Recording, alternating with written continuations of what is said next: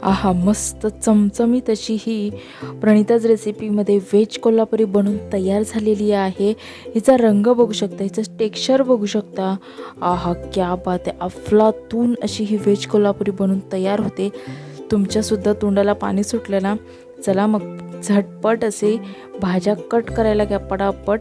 आणि त्याआधी काय करा माहिती आहे, यूट्यूबवर आहे ना प्रणिताज रेसिपीला पटकन लाईक, शेअर आणि सबस्क्राईब करा। बऱ्याच वेळा रेसिपी पाहिल्या जातात पण ते सबस्क्राईब केल्या जात नाही, लाईक केलं जात नाही, तर पटकन त्या करून घ्या। आणि चला तर मग पटकन आपण आजच्या रेसिपीला सुरुवात करूया। सर्वात आधी तर मी इथे व्हेज कोल्हापुरीचा मसाला बनवून घेते आहे, तोही घरच्या घरी अगदी इझी आहे।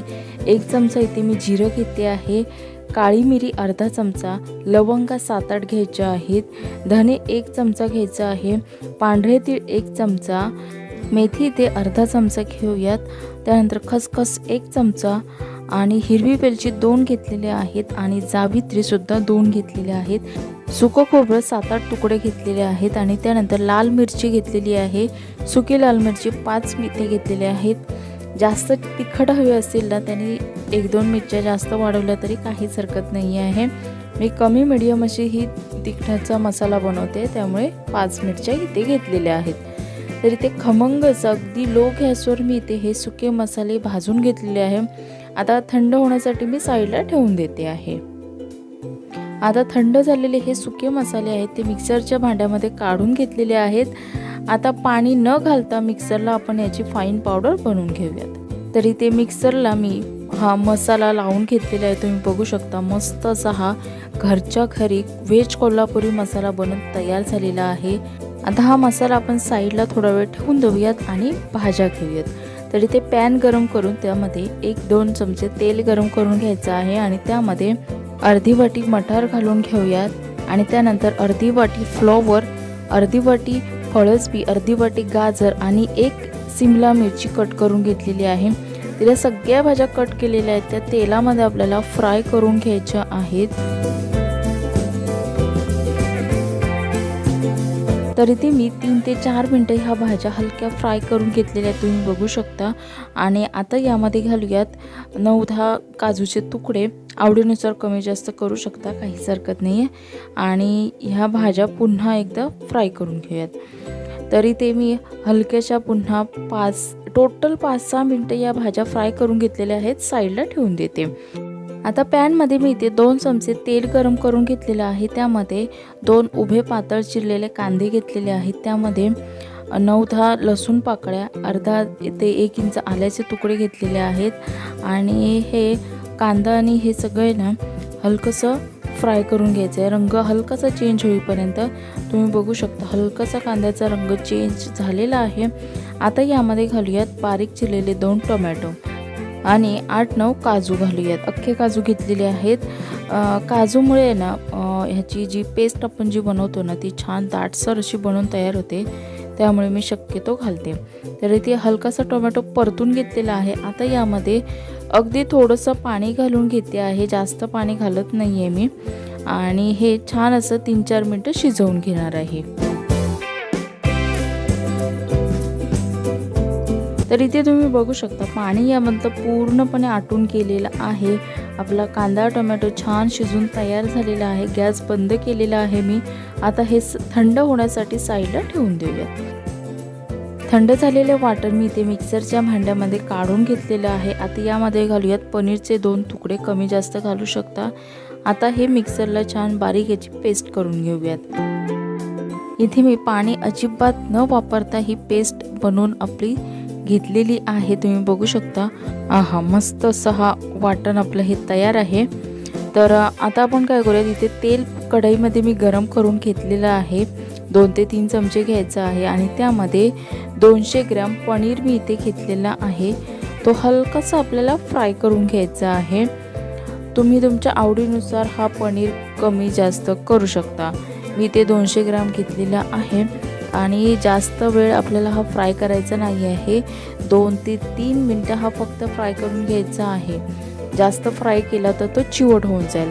आता सेम त्याच कढईमध्ये तेल पुन्हा गरम करून घ्यायचं आणि त्यामध्ये 1 तमालपत्र, 2 दालचिनीचे तुकडे, आपल्याला हलकेसे फ्राय करून घ्यायचे आहेत. आणि इथे जर तुमच्याकडे चक्री फूल अवेलेबल असेल ना तर ते सुद्धा तुम्ही इथे ॲड करू शकता. तर आता इथे मी ही व्हेज कोल्हापुरीची जी ग्रेव्ही बनवून घेतलेली होती पेस्ट ती यामध्ये ॲड करून घेतलेली आहे. आणि लगेच असं ना चमच्याने ढवळून घ्यायचं आहे, नाही तर तेलाचे शेंतोडे उडत राहतात, अंगावर उडू शकतात, त्यामुळे सावकाशाने करायचं आहे. आता यामध्ये चवीनुसार मीठ घालून घ्यायचं आहे, पाव चमचा हळद, 1 चमचा काश्मीरी लाल मिरची पावडर घालून घ्यायची आहे, त्यामुळे भाजीला खूप छान असा रंग येतो. आता हे मसाले घातल्यानंतर छान पुन्हा ढवळून घेऊयात आपण. तर इथे मी मसाले छान ग्रेव्हीमध्ये मिक्स करून घेतलेले आहेत. आता झाकण ठेवून ही ग्रेव्ही आपण शिजवून घेऊयात. तर इथे 2 ते 3 मिनटं ही ग्रेव्ही मस्त अशी मी शिजवून घेतलेली आहे. आणि साईडने तुम्ही बघू शकता तेल सुटलेलं आहे या ग्रेव्हीला. मस्त असा हा मसाला छान तेलामध्ये परतला गेलेला आहे. तेल सुटेपर्यंत हा मसाला आपल्याला परतून घ्यायचा आहे. 1-2 मिनटं कमी जास्त लागू शकतात काही वेळेस. तर त्यानंतर इथे मी 1 चमचा व्हेज कोल्हापुरी मसाला जो आपण बनवून घेतलेला सुरुवातीला ना तोच इथे मी वापरलेला आहे. तिखटाच्या तुमच्या आवडीच्या प्रमाणानुसार कमी जास्त तुम्ही घालू शकता. आणि त्यानंतर मी इथे गरम पाणी घालते आहे, साधारण अर्धी वाटी घातलेलं आहे, जास्त पाणी मी इथे वापरलेलं नाही आहे.